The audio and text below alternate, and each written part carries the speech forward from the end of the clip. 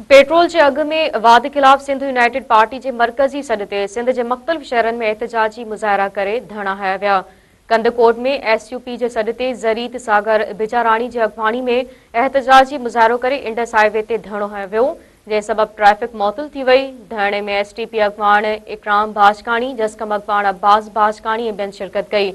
बान सईदाबाद में Sindh United party तरफा मरकजी सॾ ते दरिया खान लगारी, असकर लगारी ऐं ॿियनि जी अॻवानी में एहतजाजी मुज़ाहिरो कयो वियो।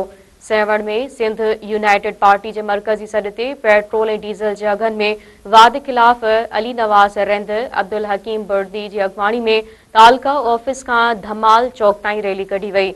ठुल्ह में सिंध यूनाइटेड पार्टी पारां जमाल जोश बुरड़ो ऐं वसीम कुरैशी की अॻवानी में एसयूपी हाउस का रहबर चौक ताईं रैली कढी वज़ीर आज़म शहबाज शरीफ के पुतले के बाहि ॾिनी वई।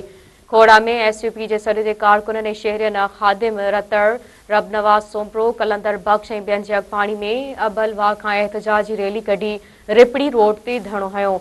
दौड़ में एसयूपी पारां पेट्रोल अघनि में वाद खिलाफ ताल के सदर डॉक्टर मुजाहिद रुस्तमाणी, अमानुल्ला सिंधी, इम्तियाज रुस्तमाणी की अॻवानी में रेलवे स्टेशन का प्रेस क्लब ताईं एहतजाजी मुज़ाहिरो कयो वियो। मांजंद में सिंध यूनाइटेड पार्टी तरफा एजाज मेमण, मोहरम खासकेली ऐं सुहेल अहमद भट्टी की अॻवानी में शाही बाज़ार का मेन चौक ताईं रैली कढी धरणो हयो वियो।